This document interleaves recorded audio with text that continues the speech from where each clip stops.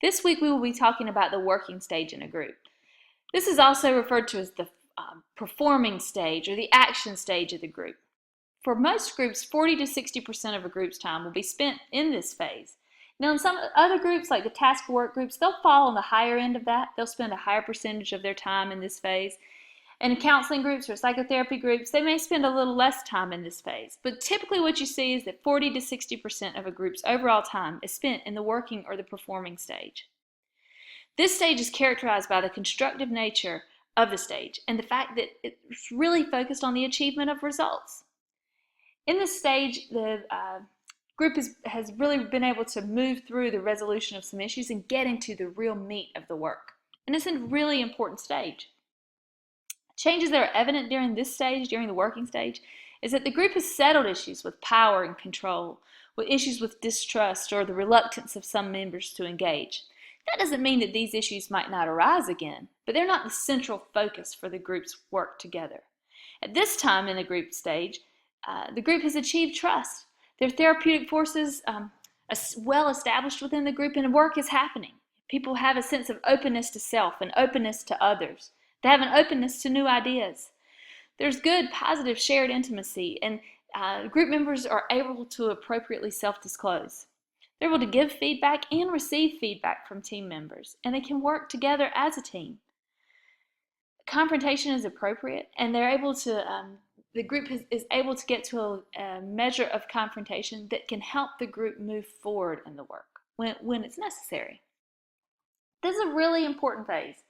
You see that there's a lot of cohesiveness among group members, and they're connected with each other. They have a sense of emotional closeness, and they're able to, that emotional closeness, that cohesiveness, they're able to continue to enhance and grow those areas that are important for producing the work, for producing the environment that allows them to engage in the work, right? But because they already have this basic measure, foundation of a cohesiveness and emotional connection to each other, that within their work, as they share more information, they do more self-disclosure, they give and receive feedback, those pieces also get stronger. So the group is strengthening all the time, and members are individually able to engage in very multidimensional ways. A piece about self-disclosure that we want to mention. So self-disclosure is not just a sharing of personal information for self. It's also an ability, when you reach an appropriate level of self-disclosure, that is multidimensional as well. You're able to share information about oneself and receive feedback. The member is able to listen. After there is self-disclosure, there is not just a spouting out of information. It's a sharing of personal experiences and receiving back feedback and listening and hearing that feedback and taking it into the understanding of oneself. When you think about that, you're thinking really about interpersonal relations. And the Johari model is an awareness model that helps you understand how, through the group process, help you better understand how appropriate disclosure manifests over the course of the group and how it changes the individual through the group process.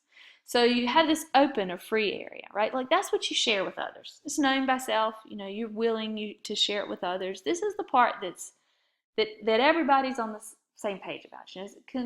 This quadrant contains information that's generally known to self and others. But the hidden area, that's information that an area that contains undisclosed information. It's known only to yourself, to oneself. It's not known to others. During a working stage where the group has moved into a strong level of cohesiveness with each other and connectedness to each other, it's a positive work environment, this hidden area shrinks as more information is made known to others. As you share more of yourself with others. Okay, the blind area, the blind quadrant is originally unknown to oneself, but it is known to others. It's what other people see. So in group processes, this is what people see about you and your engagement with others. Things they understand from what you've shared, conclusions they've drawn, inferences they've made, but also like just what they see too, just what others see about an individual, right? But it's unknown to the self. So they use in your text an example of a person. Let me see how long he twitches. His face twitches slightly before he speaks in the group. Well, that's a physical piece that could be from which group members will probably draw some inferences about his level of anxiety or nervousness about speaking in the group. But there are other pieces of information that can be known to others and unknown to self. Through the giving of feedback, this area shrinks. That goes back to that piece of being open to feedback. And during the working stage, it's important that group members be open to feedback and comfortable listening and receiving information from group members. So as feedback is given, this quadrant shrinks, right? And you have more open free area. You have more information about yourself accessible to you. You're able to use the feedback that's given to you by others. And within the unknown area lies amazing opportunities for you. Potential to learn about oneself, to learn about connections with self and others. But at this point in the unknown area, what we know about the unknown area is that this contains material hidden from self and from others because of a lack of opportunity. But as a group progresses, this quadrant shrinks. You engage with others, you work through challenges, you have opportunities to share information of self, and you tap in, you become more aware of components of yourself and how you interact with others in your interpersonal relations. And this area shrinks as well. So it frees up space here. So when we look at this window, the quadrants are equal, right? But in real life, it's rare that all quadrants are equal. What you would most often see is that maybe early in a group, how would you think it would look? Early in a group, wouldn't we think that it would be likely that the open free area, that would be a smaller area because we know less about our group members and we're less willing to share about ourselves. So the hidden area would probably be wider. As we go along, the blind area shrinks because we get feedback and we're willing to take it. But if we haven't formed strong relationships with the group members, then we may be unwilling to receive that feedback. And so that area stays pretty deep. But as you go along, you'll learn more about the Johari window and how to utilize this model for helping people better understand connections to others and awareness of self. And there's an article in your assigned readings for this week that I am asking you to read about the window so you can better understand that process and how you would use that information in your work leading groups. So what processes are occurring during the working stage? Well, we have a number of processes that are occurring. One are rounds. That's when you allow individual members to each share information. This is great. Rounds are great because everyone gets to feel more, group members each individually begin to feel more invested in the group because they know they're able to share their experiences with the group, that there is clear space made for their contributions to the group and their engagement with the group. The only challenge with rounds is making sure there's enough time for each individual member to articulate and work on situations to the extent that they wish. That can be a challenge with the group. But rounds are a very important component of the processes that occur during the working stage. Role-playing is also a useful component. Role-playing allows you to accomplish tasks by having group members assume different identities and share information, to engage in patterns of behavior that may be unfamiliar or patterns of behavior that they're projecting onto situations. This allows other group members to gain insight into behaviors and allows everybody to practice skills that are required to manage these challenging situations that they brought constructively. So role-playing can be an effective way of achieving fulfilling tasks and achieving goals during the working stage. Homework is always helpful. And what we know about successful groups and successful working groups is that group members think about group, reflect on group, and if as necessary, engage in homework outside of group.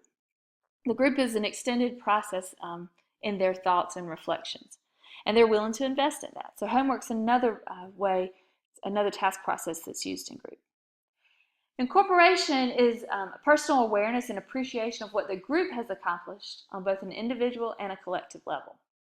When the working stage of a group ends, what we want is our members to have a feeling and a knowledge of what they achieved and how that happened. Not that it's some force independent of them, but that they are a force on the group's processes and the achievement of goals. And that those processes and achieved goals are not just for the group as an independent entity, external to the individual, but they're also for the individual. That those elements are incorporated into their understanding of the outcomes and their engagement. And then teamwork and team building. These are critically important processes during the working stage, and that they assume different patterns over time, but the focus is on increasing that cohesion and that sense of self and responsibility, sense of self within the group, self as a part of group, and responsibility to each other. It's important that we help people learn how to work cooperatively with others. Team building is a big part of that. You can use ice-breaking exercises and other different sorts of exercises to promote team building. What are some of the challenges you may encounter when you're engaged with a group during the working stage? Well, some of the challenges you may encounter are challenges that are involved with bringing together a diverse group of individuals. You may encounter racial issues or gender issues. People can have deeply entrenched ideas, stereotyped views, and they can act in ways that are culturally encapsulated. They can have had less opportunity to share of themselves and engage with others who are culturally different than themselves, or different than themselves in terms of gender. They have very strongly entrenched gender roles and perceptions of gender roles. And these can all be challenges that you encounter as a group leader during group processes.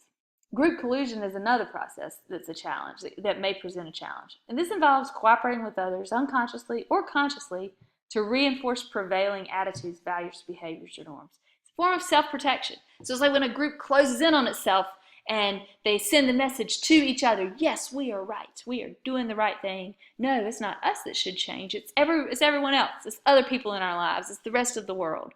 They can hit a point of groupthink that's really a destructive process, destructive to the working process, because it can prevent open discussion, can prevent critical thinking and problem solving, and it can be really more heavily focused on supporting and reinforcing the idea that change does not lie within the individual, but instead it should lie within others. When we think about the challenges, reflecting back on the development of teams, the factors that can either contribute to or distract from the development of teams are also factors that can contribute to or distract from your ability to work through these challenges.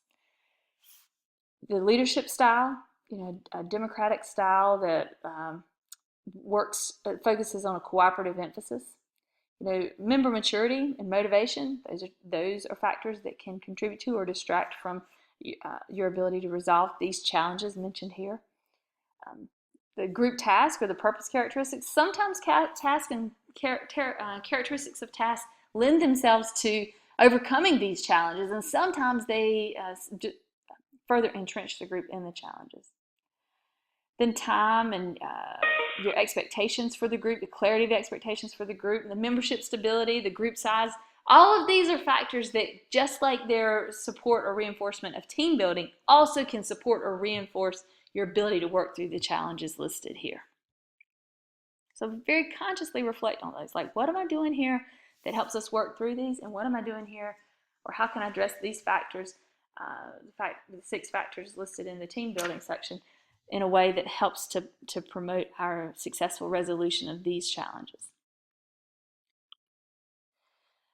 When you consider groups that work and those that don't work, what we know is that working groups that work well, they evidence trust and ability to discuss difficult issues. They have clear and specific goals that everybody understands and feels invested in. They have a sense of connectedness and inclusion. These groups focus on the here and now. They have shared leadership functions. And what I mean by that is that everyone in the group, every group member recognizes that they play a leadership role in ensuring the success of the group and the effective work of the group during this working stage. There's a willingness of group members to risk disclosing threatening or scary material, about themselves. They're able to share not just the easy things or the shallow information, but the deep stuff, the stuff that's a little harder to deal with. There's high cohesion among members, and there's a shared responsibility for action. They give open feedback, they receive feedback openly. And there's a sense of hope, and there's productive confrontation. That's what we've talked about many times in class. We will continue to talk about this idea of confrontation as a way to share, to explore we see this and we hear this, or elements that don't quite line up perfectly. There's a gap there, there's a discrepancy there, and it's worth exploring. What we know is that non-working groups, those instead evidence mistrust. There may be undercurrents of hostility. The goals are not clear. People do not feel invested in the goals, in part because the goals aren't clear. There can be a sense of being left out or excluded. There's the there and then focus. It's that thing we're talking about, the groupthink kind of kind of like that. Like it's the outside of us. It's not us. It's not this. It's not something about this process that I can use. It's really outside. It's external. It's someone else that has the problem. They're power conflicts. The leader of the group is viewed as the source of all direction. There's not a shared sense of leadership. It's more that the group facilitator is the leader who's supposed to direct all of us. There's fragmentation. And if there are conflicts or negative feelings, well, those are ignored. They're not dealt with openly. There's maybe blame or defensiveness. There's the sense of helplessness, and confrontation is used in harmful ways, not productive ways.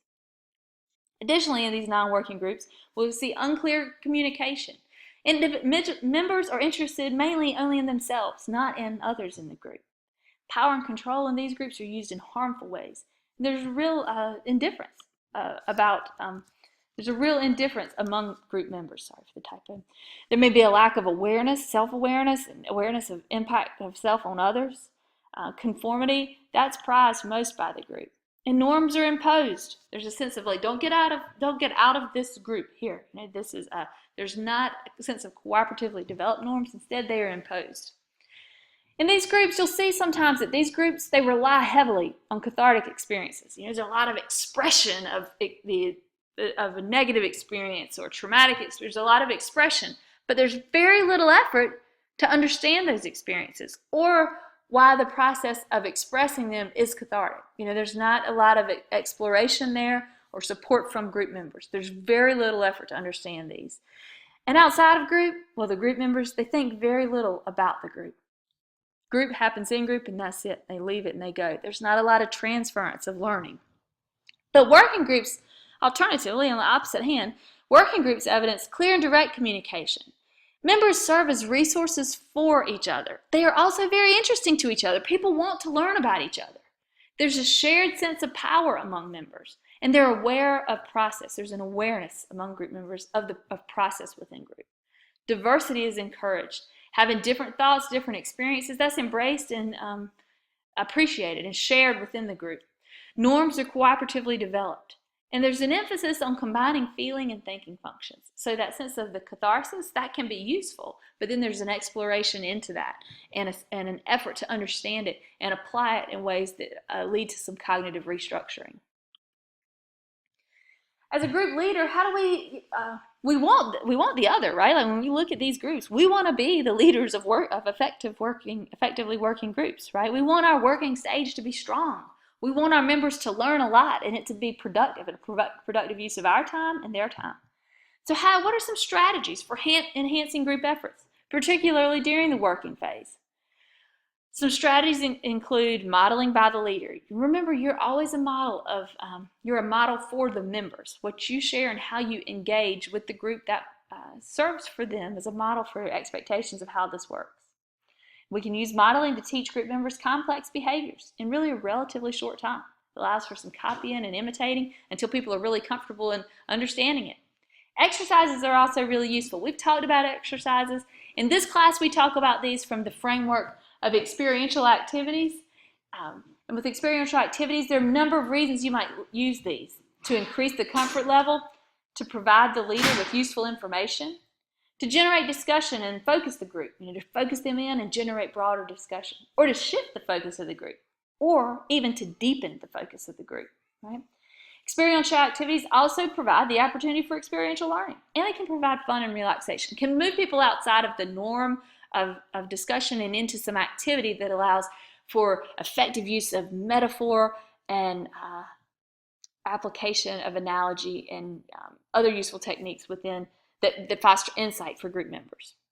Group observing group is another really highly useful strategy where you have part of the group to observe the rest of the group as they are engaged in some processes. You might break them into two smaller groups, and it allows one group to focus like they function as outsiders and they observe.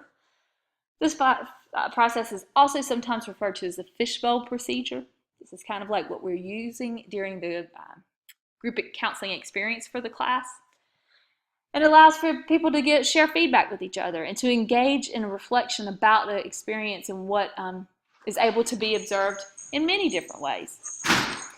The nominal group technique is another strategy for enhancing group efforts, and it's a useful strategy. It's The process of the nominal group technique has up to 6 steps, and those are explored pretty thoroughly in your text. But the group leader initially introduces the problem or issue briefly, and then the members silently reflect on potential ways for resolving that problem or solutions, right? So after that, then there's some discussion and clarification. There's seeking out of opportunities for brainstorming and connecting what the group members are able to generate with potential solutions that can be utilized in session. Synectics is another way of helping groups through the working stage. It's helping group members to be very productive. And with synectics, what we see is that there's a joining together of different, and apparently at first the ideas look very irrelevant. The elements look irrelevant, right? Like they're not connected, and we ask the group members to join those ideas in novel ways, right? But through that, it's kind of a use of innovation in the group procedure. And with this, it follows the general pattern of group discussions: a problem statement, the discussion, the solution generation, and the decision. But the differences with this process, with the process of synectics from the regular group discussion, is that members are asked to analyze all sides of the issue by adopting a spectrum policy. This policy is the recognition that few ideas are totally good or totally bad, right? So it's along that spectrum, how good or how bad is each process. The excursions allow, this is another part of the synectics, are excursions. And during the excursions component of the synectics process, the group members will take kind of a break from this, and they engage in fantasy and metaphor, analogy, to explore these other alternative components, right? But as they explore those metaphors, this is an opportunity for developing insight.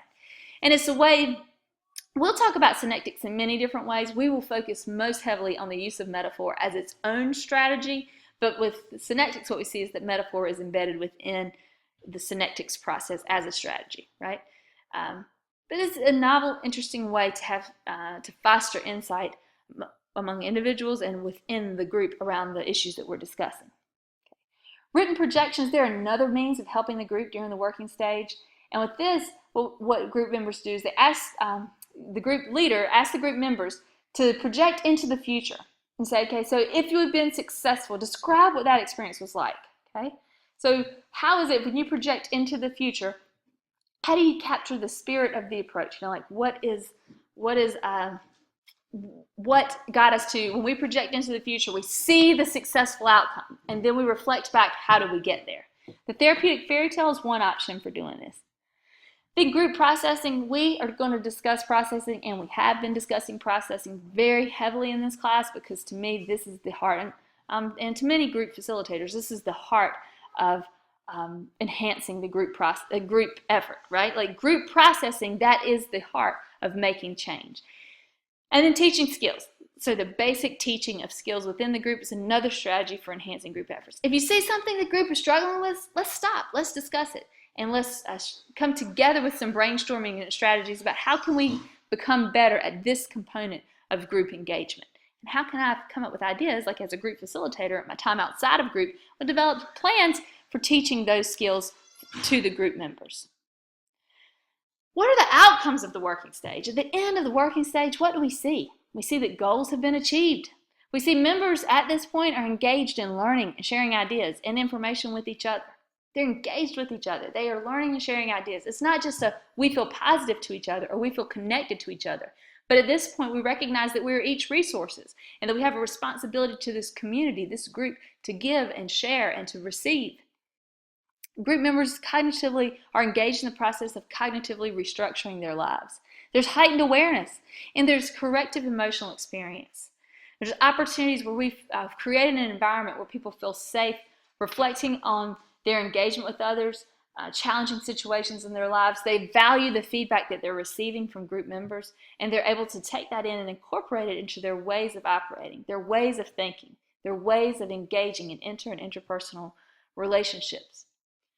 Group members are able to take this information during this stage, and their lives are qualitatively different. Their interactions are qualitatively different because of their functions as a member of the group and their engagement in the group. The outcomes of the working stage are outcomes that group members take through their lives, and they're outcomes that leave the group itself as a system qualitatively different than it was before we were able to engage in this experience.